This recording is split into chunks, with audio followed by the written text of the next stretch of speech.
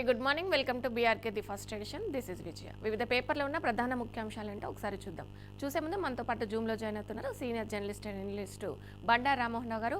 రామ్మోహన్ రావు గారు, good morning అండి. నమస్తే, ఎలా ఉన్నారు? అమ్మా బాగున్నా అమ్మా.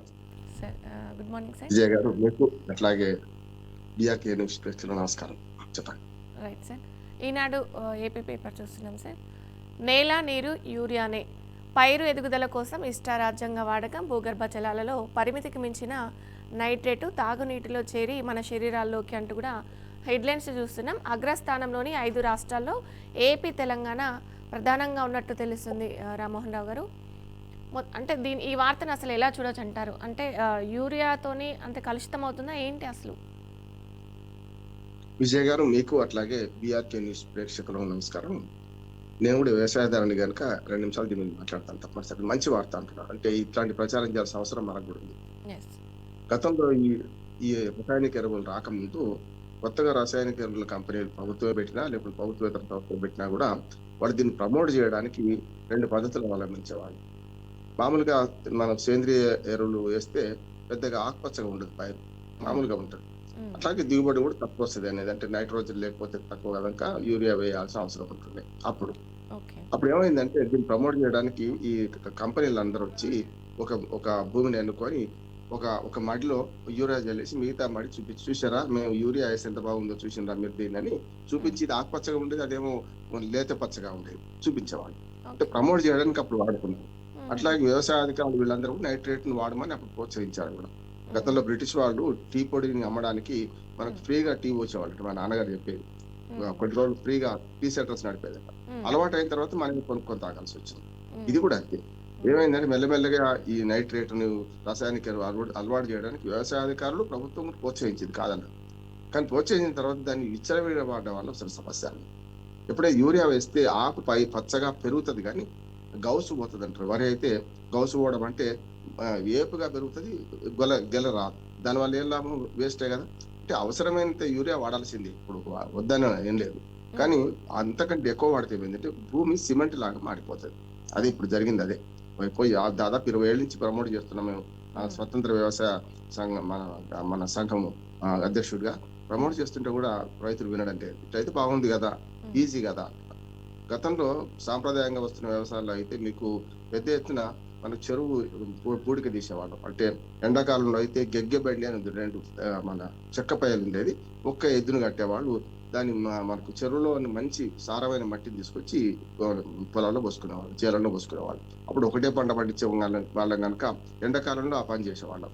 అట్లాగే మనకు పశువుల ఎరువు అంతా ఒకే దగ్గర చేసేసి దాన్ని పశువుల ఎరువును కూడా మళ్ళీ దీనిలో కలిపేవాళ్ళం. అంటే అప్పుడు ఏమైంది, మనకు సేంద్రియ ఎరువు రావడానికి ముఖ్యంగా పశువులు ఉండేవి, చెరువులు కూడా మధ్య ఎండాకాలం ఎండిపోయేది, వర్షాకాలం మళ్ళీ ఎండేవి కనుక సారమైన మట్టి కూడా వచ్చేది.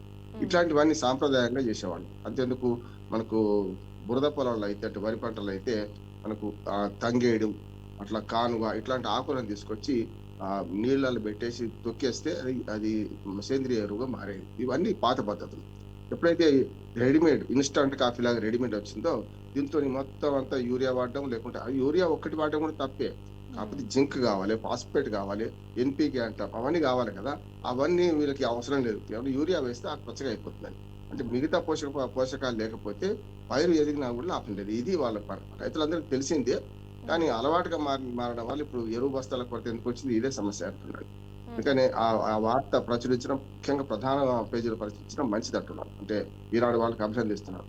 ఇవాళ ప్రజలు తెలుసుకోవాల్సింది ఏంటంటే యూరియాను ఎంత వాడాలో అంతే వాడాలి. లేకపోతే మొత్తం భూమి సిమెంట్ గా మారిపోతుంది, పనికి రాకుండా అవుతుంది.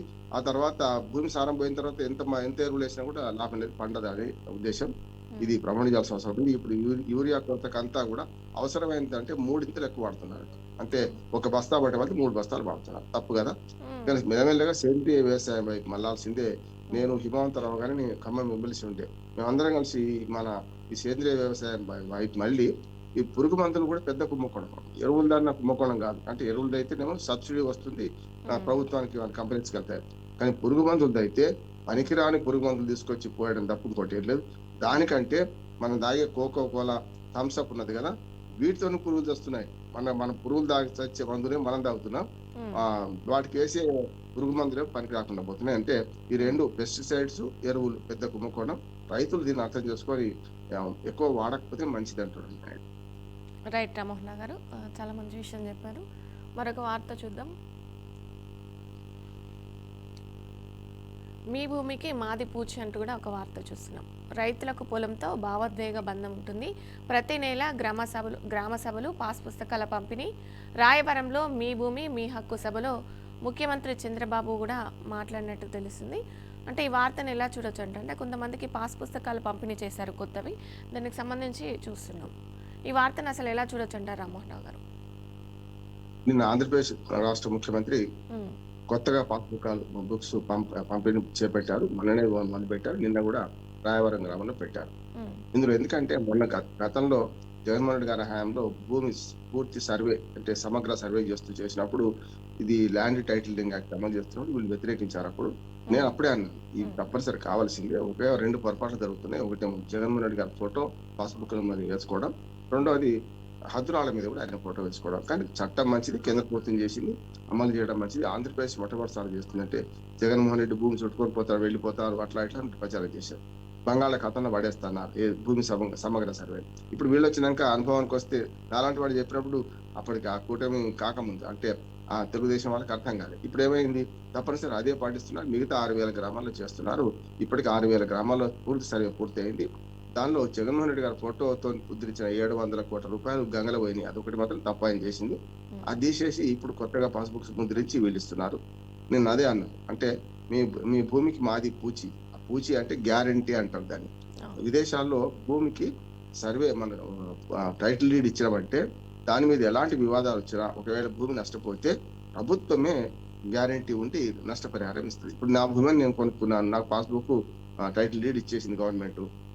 గవర్నమెంట్ ఇచ్చిన దాని మీద ఏమైనా నాకు వివాదాలు వచ్చినా, ఆ వివాదాలు నా భూమి కోల్పోయినా నాకు నష్టపరిహారం ప్రభుత్వం తెలుస్తుంది, తీసుకునేవాడు కాదు. అది ల్యాండ్ గ్యారంటీ యాక్ట్ అంటాం దాన్ని. అది రావాల్సింది, ఇంకా రాలేదు. కానీ ఆ దిశగా పయనిస్తుంది ఆంధ్రప్రదేశ్ ప్రభుత్వాన్ని మనం అభినందించాల్సిందే. నిన్ననే కలెక్టర్ గారిని వాళ్ళని కొంచెం మందలించారు కూడా. 900 మంది మీకు పాస్బుక్లు ఇస్తామని పిలిచారు, మరి ఏది మనుషులు ఏది అని కోప్పడ్డారు కూడా. ఇక ముందు అట్లా ఉండొద్దన్నారు. కొత్తగా పాస్బుక్లు పంచడం మంచిది. అంటే భూమి మట్టికి మనిషికి అవినాభావ సంబంధం ఉంటుంది. వందలు పెట్టే జాగు లేనివాడు ఇవి జాగలేదనుకుంటాడు. కానీ ఉన్న స్థలాన్ని అన్యాక్రాంతం కావాలని కూడా కోరుకుంటారు కనుక రైతులు కానీ భూమి యజమానులు కానీ ఆ వైపుగా ఈ పాస్బుక్ పంపిణీ, దాంతో పాటు భూమి సమగ్ర సర్వే బ్రిటిష్ వాళ్ళు చేసిన తర్వాత మళ్ళీ ఇప్పుడు చేశారు. ఆ బ్లూ కలర్ పుస్తకాలు అవే. మీ భూమికి అది పూచి అని చంద్రబాబు నాయుడు గారు హామీ ఇచ్చడం మంచిదే. ఆ చట్టాన్ని అమలు చేయాలని కోరుతున్నాను. రైట్ రామ్మోహన్ గారు, మరొక వార్త చూద్దాం. కూటమిని బలహీనపరిచే పనులొద్దంటూ కూడా ఒక హెడ్లైన్ చూస్తున్నాం. ముఖ్యమంత్రికి నాకు మధ్య అమరికలే లేవు. పిఠాపురంలో గొడవలు పెడదామనుకుంటే ఏరేస్తా. పీఠికాపుర సంక్రాంతి మహోత్సవాల సభలో ఉప ముఖ్యమంత్రి పవన్ కళ్యాణ్. ఏదైతే పీఠికాపుర సంక్రాంతి మహోత్సవాల్లో చిన్నారులకు భోగి పనులు పోస్తున్న పవన్ కళ్యాణ్ అంటే ఏదో అంతర్గతంగా ఏదో గొడవలు సృష్టిస్తున్నట్టు తెలుస్తుంది. రామ్మోహన్ రావు గారు, ఈ వార్తను చూస్తే అసలు ఈ వార్తను ఎలా చూడొచ్చు అంటారు? పవన్ కళ్యాణ్ సొంత నియోజకవర్గం పీఠాపురం. పీఠికాపురం దాన్ని యాక్చువల్ గా పీఠికాపురం అనేవాళ్ళు అంటే వెనకట పీఠాపురం అయింది. తన సొంత నియోజకవర్గం సంక్రాంతి సంబరాలు ఆయన ప్రారంభించారు. చిన్నారులకు భోగిపాడు పోశారు, గుళ్ళు గోపురాలు సందర్శించారు. మంచి సంక్రాంతి ఉత్సవాలు నిన్ననే మొదలుపెట్టారు. పెట్టుకుంటూనే తన నియోజకవర్గాలే ఈ లుకలుకలు ఉన్నాయి. తెలుసు, అందరికి తెలిసిన సంగతి ఏంటంటే అక్కడ టీడీపీ మాజీ ఎమ్మెల్యే వర్మ గారు ఉన్నారు. ఆయన ఎవరికైనా చెప్పిన పీఠాపురాన్ని మన ఇప్పుడు ఈజీగా గెలిచేవాడు. మళ్ళీ ఈసారి పోయినసారి గెలవలేదు కానీ ఈసారి గెలిచేవాడు. పవన్ కళ్యాణ్ కోసం త్యాగం చేశారు. దాంతో ఏమైందంటే తెలుగుదేశం వర్గాలన్నీ వర్మ గారిని సమర్థిస్తున్నాయి. ఇటు పక్కనే పీఠాపురంలో జనసేన అంతకుముందు ఏం లేదు పెద్దగా. ఒక రకంగా చెప్పినట్టు టీడీపీ జనసేన అయింది కనుక ఆ వర్గ పోరు అప్పుడు నడుస్తున్నది. దాన్ని ఉద్దేశించి ఆయన చెప్పాడు. ఉద్దేశం ఏంటంటే ఆ వర్మ గారిని కూడా పిలిచారు. నిన్న కొనకల నారాయణ గారు కూడా నిన్న ఈ సభలకు వీటికి సంబరాలకు వచ్చారు. చాలా పెద్ద ఎత్తున బాగా మంచిగా మాట్లాడినారు. నా ఉద్దేశం ఏంటంటే నిన్న పవన్ కళ్యాణ్ మాట్లాడిన మాటలు చాలా చక్కగా ఉన్నాయి. ఈ విషయంలో మాత్రం కొంత మన ఇంటిలోని పోరు గురించి ప్రస్తావించి మా మధ్యన ఆరామరికలు లేవు, మేము బాగున్నాం, అనవసరంగా చంద్రబాబు నాయుడుకు పవన్ కళ్యాణ్కి ఏదో జరుగుతుందని మీరు ప్రచారం చేయకండి తన శ్రేణుల్లో చెప్పిండు. తెలుగుదేశం శ్రేణులు హెచ్చరించండి, ఇటు పక్క మన జనసేన శ్రేణులు హెచ్చరించారు. ముఖ్యంగా ఈ హెచ్చరిక అంతా కూడా అవతలి వాళ్ళకు కూడా వైసీపీకి వైసీపీ వాళ్ళ ఈ మధ్యన చంద్రబాబు నాయుడుకు పవన్ కళ్యాణ్ పడడం లేదని పవన్ కళ్యాణ్ ఎక్కడ చిన్న సందు దొరికితే ఈ కూటమిని ఎట్లా విచ్ఛిన్నం చేద్దామని చూస్తున్నారు. దానిలో మన భాగం కావద్దు, ఆ కుట్రలో మనం బలి కావద్దు అని చెప్పి అర్థం కోరిండు. మాది అనుబంధం ఉంటుంది. చంద్రబాబు నాయుడు గారు అనుభవజ్ఞ నాయకుడు, ఆయన సహచర్యలను పనిచేయడం సిద్ధంగా ఉన్నా అని బహిరంగంగా చెప్పేసిండు. వాటి పార్టీ శ్రేణులు అంటే ఇప్పుడు వాళ్ళు బాగానే ఉంటారు, అంటే భార్యాభర్తలు బాగానే ఉంటారు, కానీ దయ్యం వచ్చి కయ్యం పెట్టినట్టు మధ్య వాళ్ళు ఎట్లా కయ్యం పెడతారో ఇట్లా రెండు కూటమి పార్టీల మధ్యన ఇట్లాంటి కయ్యాలు పెడుతున్నారు. దాన్ని గ్రహించాలి, బాగుండాలని చెప్పి హితవు పలికింది. మంచిది అంటున్నాను. రైట్ రామ్మోహన్ గారు, మరొక వార్త చూద్దాం.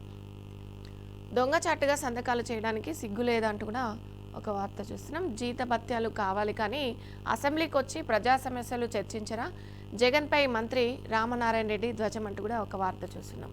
అంటే అసెంబ్లీకి అసలు రావడానికి ఇష్టపడట్లేదా ఏంటి రామ్మోహన్ రావు గారు? అంటే ఈ వార్తను చూసినట్టయితే వైసీపీ జగన్పై మంత్రి ఆదినారాయణ రెడ్డి ఫైర్ అయినట్టు తెలుస్తుంది. ఈ వార్తను అసలు ఎలా చూడొచ్చు అంటారు? ఇటు తెలంగాణలో చూసుకుంటే కేసీఆర్ కూడా అసెంబ్లీకి రావట్లేదు, అటు చూసుకుంటే జగన్ కూడా రావట్లేదు. అంటే వాళ్ళ నియోజకవర్గంలో గెలిపించిన ప్రజల సమస్యలు వినిపించేది ఎవరు అసలు? మరి మంచి ప్రస్తావన తెచ్చారు. తెలంగాణ కలపడం వల్ల రెండు చెప్పడానికి నాకు కూడా వీలవుతుంది. మంచిదే. ఎందుకంటే 11 మంది ఎమ్మెల్యేలు మాత్రం ఎన్నికయ్యారు వైసీపీ, ఇంక్లూడింగ్ ముఖ్యమంత్రి, మన మాజీ ముఖ్యమంత్రి జగన్మోహన్ రెడ్డితో సహా. మొదట సభకు వచ్చారు, ఆయన సంతకం పెట్టి మన జనగణమన జాతీయ గీతం కాగానే ఆయన వెళ్ళిపోయాడు. అంటే ఏమన్నారు, నేను ప్రతిపక్ష హోదా ఇస్తేనే వస్తానని అప్పటి నుంచి భీష్మించి కూర్చున్నాడు. చిన్నపిల్లలు కదా చాక్లెట్ ఇస్తేనే వస్తాను అన్నట్టు. అది సాధ్యం కాదని తెలిసి కూడా చేశారు. సాధ్యం కాదంటే చట్టంలో ఎక్కడ లేదు, ప్రతిపక్ష హోదా ఇన్ని సీట్లు ఉంటాయి ఇవన్నీ నేను లేదు.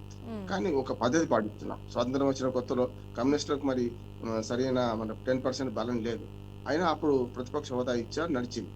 కానీ ఆ తర్వాత మెల్లమెల్ల 70s తర్వాత 10% అనే మినిమం, సభలో 10% ఉంటేనే ప్రతిపక్ష హోదా. ప్రతిపక్ష హోదా అంటే క్యాబినెట్ మినిస్టర్ హోదా ఉంటుంది, అది కావాలి ఆయన.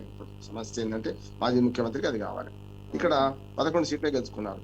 మినిమం 175 సీట్లు మొత్తం 18 సీట్లు గెలుచుకుంటేనే ప్రతిపక్ష హోదా దక్కుతుంది. ఇంక 7 సీట్లు తక్కువ ఉన్నాయి. గతంలో 23 సీట్లు టీడీపీకి దక్కింది. కొన్నిసార్లు ఉమ్మడి ఆంధ్రప్రదేశ్ లో కూడా 294 ఉంటే 26 సీట్లు ఉంటే పి జనార్దన్ రెడ్డి గారు ప్రతిపక్ష హోదా దక్కలేదు, మేము చూసాం. అందుకని ఏమంటారు అంటే దీని ప్రతిపక్ష హోదా అనే బహాన పెట్టుకొని మేము రాము అని వీళ్ళు భీష్మించుకొని కూర్చున్నారు. దీని మీద ఏమవుతుందంటే 60 రోజులు 134 సెక్షన్ మన క్లాజ్ 4 ప్రకారం ఏముందంటే రాజ్యాంగంలో వరుసగా 60 రోజులు అసెంబ్లీకి అంటే చట్టసభలకు హాజరు కాకపోతే అప్పుడు కూడా డైరెక్ట్ పదవి పోదు, ఆటోమేటిక్ గా స్పీకర్కి ఎవరైనా ఫిర్యాదు చేస్తే అప్పుడు స్పీకర్ నిర్ణయం తీసుకుంటారు. దానిలో వాళ్ళ సమస్యలు ప్రస్తావిస్తారు. ఉదాహరణకు 60 రోజుల్లో ఏదో ఒక్క రోజు హాజరైన మళ్ళీ 60 రోజులు అక్కడి నుంచి లిమిటేషన్ మొదలవుతుంది. అంటే మొదటి నుంచి ఒక 60 రోజులు వరుసగా, అంటే అసెంబ్లీ కూడా వరుసగా 60 రోజులు జరగదు కదా, ఒకసారి 10 రోజులు, ఒకసారి 20 రోజులు, ఒక 4-5 సమావేశాలు జరిగి 60 రోజులు పూర్తయింది అనుకోండి. 60 రోజులు జరిగిన తర్వాత కూడా ఒక్క రోజు రాకపోతే అప్పుడు ఎథిక్స్ కమిటీ పోతుంది, తర్వాత స్పీకర్ నిర్ణయం తీసుకుంటాడు. స్పీకర్ అనుమతితో పోతే మళ్ళీ అది పెద్ద పనికిరాదు. ఉదాహరణకు నాకు ఆయన జ్వరం వచ్చింది రాలేకపోయాడు, లేకుంటే పెద్ద జబ్బు వచ్చింది 60 రోజులు హాస్పిటలైజ్ అయ్యిండు. అటువంటి విషయంలో ఎగ్జామ్షన్ ఎప్పుడు ఇస్తారు, మీరు సెలవు పెట్టుకోవాలి.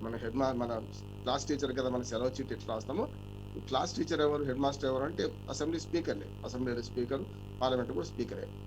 వీళ్ళు ఎవరైతే రాలేదో వాళ్ళు దరఖాస్తు పెట్టుకోవాలి. సహేతుకమైన కారణాలు చూపెడితే కూడా పదవి పోదు. కానీ ఏ కారణం లేకుండా ఇప్పుడు ఇట్లాంటి మొండి కేసు కూర్చుంటే పోతుంది అనేది ఒకటి వచ్చింది. అయితే లెక్క పెట్టాము, ఈ మధ్యన అదే జరుగుతుంది. స్పీకరు అనర్హత వేస్తారు వీళ్ళ మీద అని పెద్ద ఎత్తున చర్చ జరుగుతుంది. నేను మొత్తం లెక్కలు చేశాను. ఇప్పటికి 55 రోజులు మాత్రమే వాళ్ళు పోలేదు అనుకున్నాను. జరిగిందే 58 రోజులు సభ జరిగింది.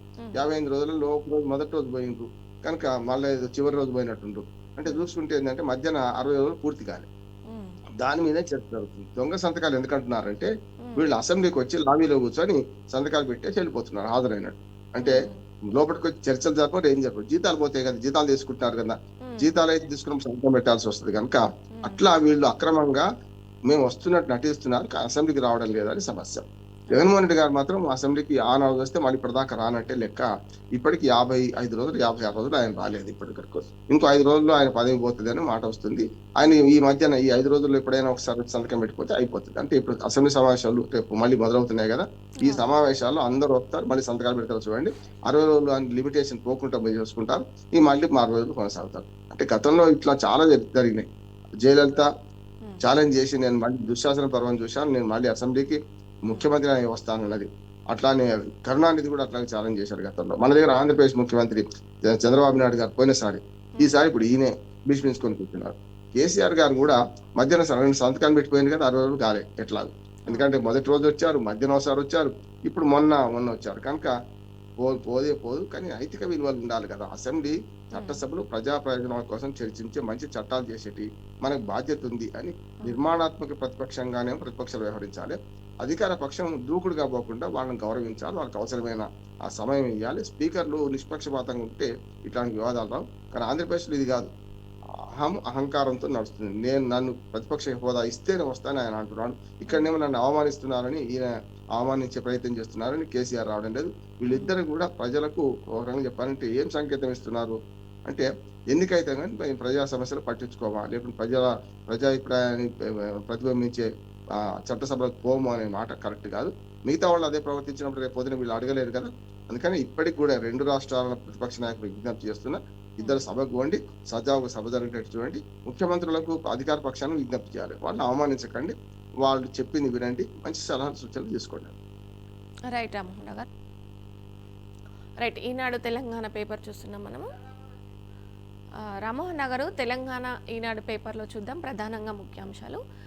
మనమే పరిష్కరించుకుందామంటూ కూడా ఒక హెడ్లైన్ చూస్తున్నాం. న్యాయస్థానాలు వద్దు, కూర్చొని చర్చిద్దాం, జల వివాదాలకు శాశ్వతంగా స్వస్తి చెప్దామంటూ కూడా వార్త చూస్తున్నాం. ఏపీ ముఖ్యమంత్రి చంద్రబాబుకు సీఎం రేవంత్ రెడ్డి విజ్ఞప్తి. అలాగే ఆంధ్రప్రదేశ్లోని పార్టీలు నీటి అంశాలపై రాజకీయాలు మానుకోవాలని హితవు. అంటే నీటి గొడవలకు సంబంధించి ఏది కూడా డిస్కషన్ చర్చించుకుందామంటూ కూడా రేవంత్ రెడ్డి చంద్రబాబుకు ఒక విజ్ఞప్తి చేసినట్టు కూడా వార్తను చూస్తున్నాం. రామ్మోహన్, ఈ వార్తను అసలు ఎలా చూడొచ్చు అంటారు? కలిసుందాన్ రా అనే సినిమా చూసినట్టు ఉంది, బాగా అనిపించింది అన్నమాట. ఎందుకంటే ఇవాళ అన్ని పాజిటివ్ వార్తల గురించి మాట్లాడుకుంటున్నాం మనం. ఈ ప్రతిపాదన నిన్న చంద్రబాబు నాయుడు గారికి స్వయంగా ఆంధ్రప్రదేశ్ లో చేశారు. ఆ తర్వాత వీరు స్పందించారు, మంచిది అంటున్నాను. ఇరు రాష్ట్రాల ప్రజలు మంచి తెలుగు జాతి మనది, నిండుగా వెలుగు జాతి మనది అని శ్రీరామరెడ్డి గారు రాసి, తెలంగాణ ఉద్యమం తర్వాత ఉద్యమంలో ఒక్క మాట మార్చి, ఒక పదం మార్చి, రెండుగా వెలుగు జాతి మనది అని, నిండుగా వెలుగు జాతి పదం అన్నారు కదా. ఒక అక్షరం మారింది అక్కడ. అందుకని ఏమంటున్నా అంటే ఇప్పుడు కూడా అదే జరగాల్సింది. అనవసరంగా గిల్లి కజ్జాలు పెట్టుకొని మీరంటే మీరు, మేమంటే మేము అనడం మంచిది కాదు. అందరం కలిసి ఉందాం, అందరం నీటి పంచుకుందాం, రెండుగా రాష్ట్రాలు విడిపోయినా ప్రజలుగా కలిసి ఉందాం అనే మాటను ఇద్దరు ముఖ్యమంత్రులు అనడం మంచిది అంటున్నారు. మొదట చంద్రబాబు నాయుడు గారు ఒక విజ్ఞప్తి చేసుకుంటూ, అయ్యా మనం ఈ నీటి సమస్యలను కలిసి చర్చించుకుందాం, కేంద్ర ప్రభుత్వం చొరవ తీసుకొని పరిష్కరిస్తే మేము కూడా సిద్ధమని ఆయన అన్నారు. ఇటుపక్క రేవంత్ రెడ్డి గారు కూడా దానికి ప్రతిస్పందనగా ఈ మాట అన్నారు కనుక మంచిది అంటున్నాను. ఇప్పుడు కేంద్ర ప్రభుత్వం చోద్యం చూడదు, మొత్తము 5 ముక్కలాట ఆడుతుంది. ఇవాళ 4 పార్టీలు, ఒకటి నిట్టాడు, 5వ పార్టీ మన బీజేపీ మధ్యన నిట్టాడుగా ఉంది. టెంటుకు 4 గుంజలేసి మధ్యన వేసినట్టు, పందిరేసినట్టు. అట్లాగే ఇప్పుడు ఏం జరుగుతుందంటే, ఇక్కడనేమో తెలుగుదేశం, మన ఆంధ్రప్రదేశ్ లో తెలుగుదేశం వైసీపీ మధ్యన పోరు జరుగుతుంది. తెలంగాణలో ఏమో కాంగ్రెస్ వర్సెస్ బీఆర్ఎస్ నడుస్తుంది.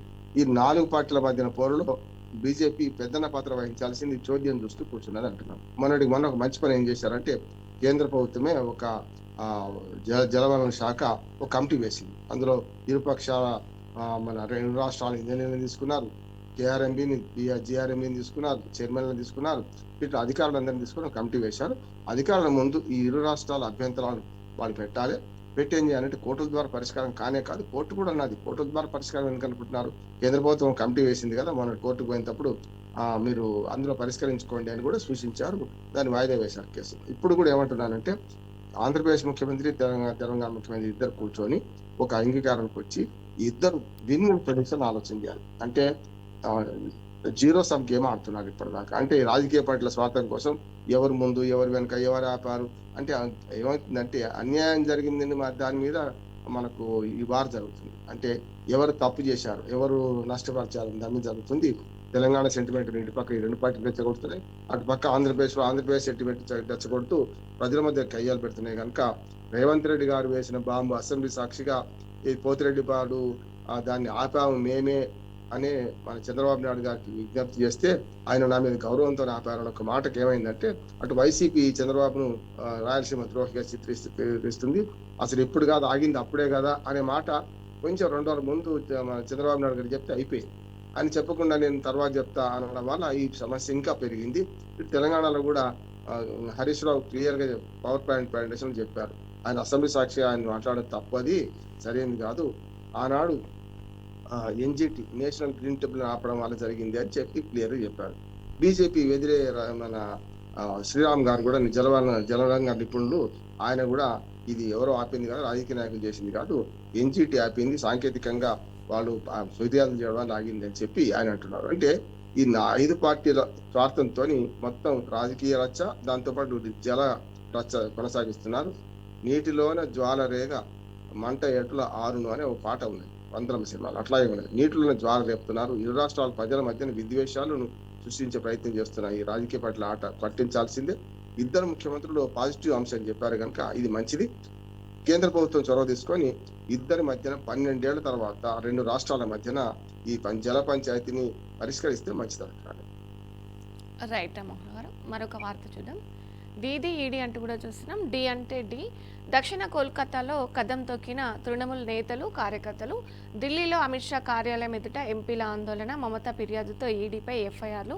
మమతా, పోలీసు ఉన్న అధికారులపై సిబిఐ దర్యాప్తునకు ఈడీ విజ్ఞప్తి అంటూ కూడా వార్త చూస్తున్నాం. ఇక్కడ చూసుకున్నట్టయితే కోల్కతాలో నిర్వహించిన ర్యాలీలో మమతా బెనర్జీ గారు ఉన్నట్లు చూసినాం. ఈ వార్తను ఎలా చూడొచ్చు అంటారు రామ్మోహన్ రావు గారు? అంటే డి అన్నట్టు కూడా ఒక పెద్ద హెడ్లైన్ చూస్తున్నాం. ఏ విధంగా చూడొచ్చు అంటారు?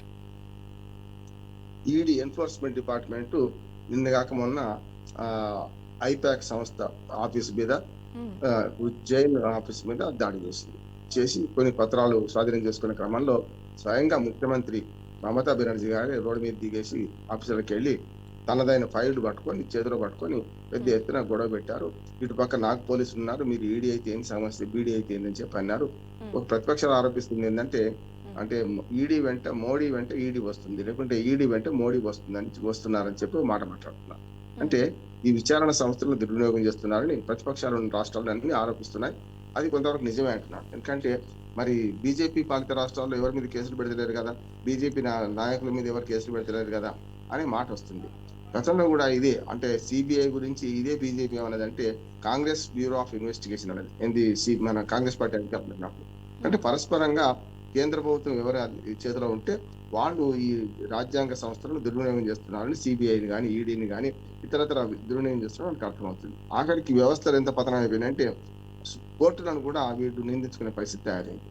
నిన్న డి అంటే డి ఎందుకైందంటే ఆమె ఆ ఫైలు, ఆకుపచ్చ ఫైల్ తీసుకొని బయటకు వచ్చి ప్రసంగించడం, దాంతో ఇప్పుడు ఈడీ అధికారుల మీద స్థానిక పోలీసులు, అంటే కలకత్తా పోలీసులు ఎవరి ఆధీనంలో ఉంటారు, రాష్ట్ర ప్రభుత్వం ఆధీనంలో ఉంటారు. వీళ్ళు వాళ్ళ మీద కేసు పెట్టడం, వాళ్ళేమో దీదీతో సహా మమ్మల్ని అడ్డుకున్నారని చెప్పి ఇటు పక్కన రాష్ట్ర పోలీసుల మీద వీళ్ళేమో హైకోర్టులో పిటిషన్ వేయడం, ఈడీ పిటిషన్ వేసింది. ఇది జరుగుతుంది. ఈ దశలో నిన్న ఢిల్లీలో దీని మీద ర్యాలీ తీశారు, ఎంపీల ర్యాలీ చేశారు, ఢిల్లీలో జరిగింది. అట్లాగే కలకత్తాలో కూడా పెద్ద ఎత్తున ఉద్రిక్తత నెలకొన్నది. డి అంటే డి అని ఇటు కేంద్ర ప్రభుత్వం, రాష్ట్ర ప్రభుత్వం వాళ్ళ పోలీసులతో వాళ్ళ అధికారులతో డి అంటున్నారు. ఇది సరైనది కాదు. నా ఉద్దేశం ఏంటంటే చాలా సార్లు చూస్తుంటే మనం బీజేపీ ఇప్పుడు ఈ 12 ఏళ్ళుగా చేస్తున్న పని ఏంటంటే బీజేపీలో జరిగితేనేమో వాషింగ్ పౌడర్ నిర్మా లాగా ఫ్రెష్ అయిపోతున్నారు, బీజేపీ ఇతర పార్టీలో ఉన్న వాళ్ళేమో దుర్మార్గులు అవుతున్నారు అనే మాట వస్తుంది. సీఎం రమేష్, అట్లానే సుజనా చౌదరి వాళ్ళని తెలుసుకున్న తర్వాత అట్లా చాలా దేశంలో వందల మంది ఉన్నారు. అట్లా తెలుసుకునే ప్రయత్నం చేస్తారు, కానీ సరైనది కాదంటున్నాం. ఇప్పటికైనా సరే రాజ్యాంగ వ్యవస్థలను దుర్వినియోగం చేయకండి, పెంపుడు కుక్కల్లాగా, పెంపుడు చిలకల్లాగా మీరు చేయకండి అనే మాట మనం రెండు ప్రభుత్వాలకు, వీటి పక్కన సిట్ పేరు మీద, లేకుంటే సిబిఐ పేరు మీద, దీని మీద మన సిఐడి పేరు మీద రకరకాలుగా వీళ్ళు కూడా చేస్తున్నారు. రాష్ట్ర ప్రభుత్వం కానీ కేంద్ర ప్రభుత్వాలు కానీ తమ ఆధీనంలో ఉన్న సంస్థల దాన్ని బట్టి రాజకీయ కక్షలు తీర్చుకుంటున్నారనే భాష వస్తుంది. కనుక రాజకీయ కక్షల కోసం దీన్ని వినియోగించుకోకపోతేనే మంచిది, కానీ తప్పలేదు. అంటే దీన్ని ఏం చేయాలి? ఇప్పుడు సుప్రీంకోర్టు కూడా మందలించింది 2 సార్లు, మీరు వీళ్ళ డైరెక్టర్ నియమించడం కానీ వీళ్ళ ఒక పద్ధతి పాటించడం. చివరికి ఎలక్షన్ కమిషన్ మీద, కోర్టుల మీద కూడా ఆరోపణలు చేసుకుంటున్నారు. దీనివల్ల ప్రజలకు ఈ సంస్థల మీద, ఈ విచారణ సంస్థల మీద కానీ, కోర్టుల మీద కానీ, ఎలక్షన్ కమిషన్ మీద కానీ ఒక నమ్మకం సడలింది అనుకోండి. ఎవరి మీద నమ్మకం ఉంటుంది? ప్రజలకు నమ్మకం పోయేటట్టు చేయాల్సిన అవసరం లేదు. రాజకీయ పార్టీలు తమ పరిధిలో ఉండాలి. ఇట్లా 2 కేంద్ర రాష్ట్ర ప్రభుత్వాల మధ్యన ఒక వీధి పోరాటం జరుగుతుందంటే మనం అర్థం చేసుకోవచ్చు. ఎన్నికలు వస్తున్నాయి కదా పశ్చిమ బెంగాల్, దానికోసమే ఇదంతా హైడ్రామా అని నేను అనుకుంటున్నాను. రైట్ రామ్మోహన్ గారు. ఇంకొక వార్త చూద్దాం. ఒరేష్నిక్ క్షిపణితో రష్యా దాడి అంటూ కూడా ఒక వార్త చూస్తున్నాం. ఉక్రెయిన్లో 4 మృతి. అంటే యుద్ధం ఇంకా ఆగినట్టు లేదు రామ్మోహన్ రావు గారు. ఈ వార్తను అసలు ఎలా చూడొచ్చు అంటారు? ఉక్రెయిన్ మీద రష్యా ఉక్రెయిన్ మీద దాడా చూస్తూనే ఉన్నాం. హ్మ్. యుద్ధం మొదలైంది మొదట్లో 4 రోజులు అయిపోద్ది యుద్ధం అని 4 ఏళ్ళు అయిపోయింది. ఇంకా యుద్ధం ఆగడం లేదు చూస్తున్నాము. కనుక దీనిలో 20 సూత్రాల పథకం మాకు ప్రకటించారు. అమెరికా దాని మధ్యవర్తిత్వం నిర్వహించింది. ఈ 18 సూత్రాల పట్ల అంగీకారానికి వచ్చారు. తర్వాత మళ్ళీ మొదలుకొచ్చింది వ్యవహారం అంతా. ఇప్పటికి పుతిన్‌ను నిందిస్తూ నిన్ననే అమెరికా అధ్యక్షుడు ప్రకటన చేశారు. ఇట్లా చేస్తే మిమ్మల్ని గూడా మేము మీ దేశాన్ని గూడా అభిశంసిస్తామని చెప్పన్నారు. ఒక దేశంలో ఎంత హైప్ క్రియేట్ అయిందంటే పుతిన్ గూడా ఎయిర్ లిఫ్ట్ లాగా మొన్న మనం చూసాం గదా! మనకు వెనిజులా అధ్యక్షుడిని ఎట్లా తీసుకుపోయిండ్రో పుతిన్‌ని తీసుకుపోతారనే మాట అన్నారు గానీ సాధ్యం కాదు. ఎందుకంటే రక్షణ విషయంలో అమెరికాకు ధీటుగా చైనా ఉంది. రష్యా ఉంది గనుక సమస్య లేదు. ఇప్పుడేం చేస్తున్నారు మనకు మన రష్యాని ఏం చేయలేక సుంకాల యుద్ధం మొదలుపెట్టారు. అంటే ఇండియా, చైనా, బ్రెజిల్ ఈ 3 దేశాల మీద సుంకాల యుద్ధం మొదలుపెట్టారు. 500% వేస్తా అంటున్నారు. అంటే ఆర్ఐసి అంటే మనకు రష్యా, ఇండియా, చైనా మీద గూడా ఇట్లాంటివి చేస్తున్నారు. అమెరికా ఇప్పుడు మొత్తం పెద్దన్న పాత్ర వహిస్తూ, పెద్ద పోలీస్ పాత్ర వహిస్తూ ఇవాళ ఆహ్, వివాదాలను పరిష్కరిస్తామనుకుంటుంది. వన్ సైడ్ కావద్దని ఒకటున్నది. ఇప్పటికి మన ఉక్రెయిన్ అధ్యక్షుడు ఒప్పుకున్నారు. ఏది నేను రాజకీయ అంగీకారం ఉన్నా అన్నారు. కానీ ఇటు పక్క మనకు పుతిన్ ఒప్పుకోవడం లేదు. రష్యా అధ్యక్షుడు. ఈ రెండిటి మధ్యన మరి ప్రజలు చచ్చిపోతున్నారు కదా! ఇప్పుడు నలుగురు చచ్చిపోవడం కాదు. వేలాది మంది చనిపోయారు. 2 దేశాలలో గూడా ఇది సరైంది గాదు. ఎక్కడో యుద్ధం ఆగాలని కోరుకుంటున్నాం మనం. కానీ అది సాధ్యం కావడం లేదు. ఇప్పటికి భారతదేశం కూడా కొంత ప్రయత్నం చేసింది. కానీ అమెరికా అలాంటి పెద్దన్న పాత్ర వహించిన వారే పట్టించుకుంటే ఆగుతలేదు గనుక మనం ఇద్దరికి హితవు చెప్తున్నాం. అటు రష్యా అధ్యక్షుడు పుతిన్ మన దగ్గరకొచ్చిపోయారు. ఉక్రెయిన్ అధ్యక్షుడు కూడా మన పట్ల సానుకూలంగానే ఉన్నారు గనుక మనం శాంతికి అమ్ముకున్నాం. తప్పక ఈ యుద్ధం ఆగాలని కోరుకుంటున్నాం. కానీ అన్ని సజావుగా సాగే క్రమంలో చిన్న చిన్న అవాంతరాలొచ్చి 2 అంశాల పట్ల ఏకాభిప్రాయం కుదరకుండా జరిగిందంటున్నాను నేను. ఎప్పుడైనా సరే యుద్ధం ఆగాలని కోరుకుందాం. కానీ మారణ హోమం మాత్రం ఆగడం లేదు. రామ్మోహన్ రావు గారు, ఏదైతే ఇప్పుడు 'రాజాసాబ్' మూవీకి సంబంధించి రిలీజ్‌కి ముందు గూడా మళ్ళీ టికెట్ల రేట్లు పెంచుతున్నట్టు గూడా వార్తొచ్చింది. దీనిపై హైకోర్టు గూడా కొంచెం వార్నింగ్ ఇచ్చినట్టు తెలుస్తుంది. దీనిపై కొంచెం ఏమంటారు అసలు మీరు? అసలు మామూలు హైకోర్టులు ఎందుకున్నాయి? హ్మ్. ప్రభుత్వాలు రాజ్యాంగ వ్యతిరేక చట్టాలు చేస్తే దాన్ని అడ్డుకోవడానికి రాజ్యాంగ సమీక్షకు పెట్టేవా ఇన్ని కూడా హైకోర్టులన్నీ కూడా. ఇవాళ చిన్న చిన్న వివాదాలు రోజువారీ పాలనలో జోక్యం చేసుకోవడాలు చేస్తున్నాయి హైకోర్టులు కూడా. ఎందుకంటే చిన్న చిన్న వివాదాలు మీరు అక్కడ పరిష్కరించుకోండి అని వాళ్ళు చెప్పాలి. కానీ ఏమవుతుంది స్టేలు ఇవ్వడానికో, రద్దు చేయడానికో మాత్రమే కోర్టులు పనిచేస్తున్నాయనే భావన వస్తుంది. సినిమా రంగంలో సినిమాకు ఆహ్, బెనిఫిట్ షోకి గాని లేకపోతే రేట్లు పెంచుకోవడానికి అనుమతి ఇవ్వాలనా వద్దా అనేది ప్రభుత్వం నిర్ణయించాలి. ప్రభుత్వం నిర్ణయించడానికి ఫైనల్ కావాలి అంతే. కానీ అట్లా గాకుండా ప్రభుత్వం నిర్ణయించిన దాని మీద హైకోర్ట్‌కెళ్తే సింగిల్ బెంచ్ ఏమో ఇది తప్పు గదా! రేట్లు పెంచకండి. మధ్య తరగతి వాళ్ళు ప్రజలు ఎట్లా చూస్తారు? తప్పు గదా! మీరు రేట్లు పెంచిన అనుమతి ఇవ్వని రాష్ట్ర ప్రభుత్వం మంచి పని చేసిందనే వాళ్ళు హైకోర్ట్ ఇచ్చింది. Single bench. డబుల్ బెంచ్ కోటార్కులు ఏమన్నారు వాళ్ళు? కొంత వెసులుబాటు ఇచ్చు. అంటే మొదటి బెంచ్ ఇచ్చింది తప్పన్నట్టు కదా వీళ్ళు చెప్పిందయితే. అందుకని కొంత వెసులుబాటు ఇచ్చే వరకల్లా ఏమైంది? చాలా ఆరోపణలు కూడా వచ్చినాయి కోర్టుల మీద గూడా అనవసరంగా. అంటే వాళ్ళు కోర్టు ఓ మాట అన్నది. అవును ధనవంతులు డబ్బున్నవాడు మొదలు చూస్తాడు. మనకు నష్టమైంది అని ఓ మాట వ్యాఖ్యానం చేసింది. చాలా చాలా తప్పు కదా! అంటే అందరూ సమానం అన్నప్పుడు డబ్బున్నవాడు మొదట చూస్తాడు మొదటి వారం. తర్వాత మీ వారం మీరు పేదలు చూడండి అనేది మాట అభ్యంతరకరం అంటున్నారు. హైకోర్టులో కూడా ఇట్లాంటి మాటలు అనొద్దు. కోర్టు తీర్పును వ్యతిరేకించొచ్చు. తీర్పు ఇచ్చిన న్యాయమూర్తిని గాని వాళ్ళని అభిశంసించొద్దు. వాళ్ళకి తప్పు అంటున్నాను. వాళ్ళ గురించి మాట్లాడొద్దు మనం. ఇక్కడ కోర్టు తీర్పుని అంటున్నాను. వాళ్ళు స్పష్టంగా ఈ వ్యాఖ్య చేయడం పేద ప్రజల పట్ల వివక్ష అంటున్నాను నేను. రాజస్థాన్ విషయంలో గూడా మొదలు అనుమతిస్తారు. మళ్ళీ వెనక్కి పోతారు. రకరకాలు చూస్తున్నాం మనం. అంటే ఇద్దరికి ఎందుకు వర్తించింది? మరి అంతకుముందు 4 సినిమాలు రిలీజ్ అయినాయి. వాళ్ళకెందుకు వర్తించలేదు? వాళ్ళు కోర్టుకు పోకపోవడం వల్ల నష్టం జరిగిందా మరి? కష్టం కదా! అందుకని ప్రభుత్వాల మీద విడిచిపెట్టాలి కొన్ని. చట్టసభల్లో స్పష్టంగా రేవంత్ రెడ్డి గారు ప్రకటించారు చట్టసభలో. అప్పుడు 'పుష్ప 2' రిలీజ్ అప్పుడు జరిగిన గందరగోళం చూసి ఇక ముందు ఎవరికి పెంచమన్నారు. మళ్ళీ వాళ్ళే జూబ్లీ హిల్స్ ఎలక్షన్‌కొచ్చాక వాళ్ళేమన్నారంటే సినీ కార్మికుల లాభం జరగాలి. మీకు టికెట్ రేట్ రూ. 100 పెంచి రూ. 20 సినీ కార్మికులున్నారు కదా! ఎవరు లైట్ బాయ్ నుంచి మొదలుపెడితే వీళ్ళకి ఇవ్వాలి అని చెప్పి ఒక ప్రతిపాదన చేసిండు. మొదలు వద్దన్నాడు. మళ్ళీ ఆయన ప్రతిపాదన చేస్తాడు. కొన్ని సినిమాలకేమో రావు. కొన్ని సినిమాలకు మళ్ళీ వెసులుబాటు ఇస్తున్నారు. ఇప్పుడు మల్టీప్లెక్స్ థియేటర్‌లో రూ. 200 పెంచుకోవడానికి, మామూలు థియేటర్‌లో రూ. 100 పెంచుకోవడానికి అనుమతి హైకోర్ట్ ద్వారా వచ్చింది. అంటే హైకోర్టులు ఈ పని చేయాల్సిన అవసరం లేదంటున్నాను. హైకోర్టులు రాజ్యాంగ సమస్యలు పరిష్కరించడానికి ప్రజల సమస్యలు ఇంకా చాలా ఉన్నాయి. ఈ సినిమా లాంటి దాని మీద కాదు కానీ నిర్మాతల దృష్టి నిర్మాతలదే. వాళ్ళు డబ్బులు ఖర్చు పెడుతున్నారు. అందుకని సుప్రీం కోర్ట్ మంచి మాట చెప్పిందమ్మా విజయ్ గారు. ఏమనంటే, "మీరు ఇన్ని కోట్ల రూపాయలతో ఎందుకు తీస్తున్నారు సినిమాలు? అందులో మళ్ళీ హీరో మన రెమ్యునరేషన్ ఎక్కువ అంటున్నారు. మరి 1000 కోట్ల సినిమా 600 కోట్ల సినిమా తీయడం 600 1000 పెట్టడం ఏంది? అసలు కంటే కొసరు ఎక్కువ అన్నట్టు సినిమా థియేటర్‌లకు పోవాలంటే కుటుంబం పోవాలంటే ఓ 10,000 ఖర్చు పెట్టాల్సి వస్తుంది కదా! 1000, 1200 టికెట్లు ఉంటున్నాయి. ఒక్క పాప్‌కార్న్ ప్యాకెట్ కొనాలంటే 600, 800 ఉంటున్నాయి. ఒక వాటర్ బాటిల్ కొనాలంటే రూ. 100 ఉంటుంది. ఇవి ఎట్లా అనే దాని మీద సుప్రీం కోర్టే స్పష్టంగా చెప్పింది. ఇంత పెట్టుబడులు పెట్టి ఎందుకు సినిమాలు తీస్తున్నారు? ఎందుకు ప్రజల మీద రుద్దుతున్నారు? చిన్న సినిమాలు ఆడడం లేదా? మంచి సినిమాలు ఆడడం లేదా? అని రైట్. మాట్లాడుతున్నారు. దీనిలో చిన్న సినిమాలు నిర్మాతలు నష్టపోతున్నారని హెచ్చరించారు. కోర్టు మందలించినా లేకున్నా ఇవాళ సినీ నిర్మాతలు మారాలి, ఇటు ప్రజలు కూడా మారాలి. వారం రోజులు చూడాలని ఉంది, తర్వాత చూద్దాం నష్టం ఉంది అంటున్నాను నేను. రైట్ రామ్మోహన్ గారు, చాలా మంచి విశ్లేషణ అందించారు. థ్యాంక్ యూ సో మచ్ అండి. ఇది వాళ్ళ first edition. Keep watching BRK news తెలుగుడి సత్తా.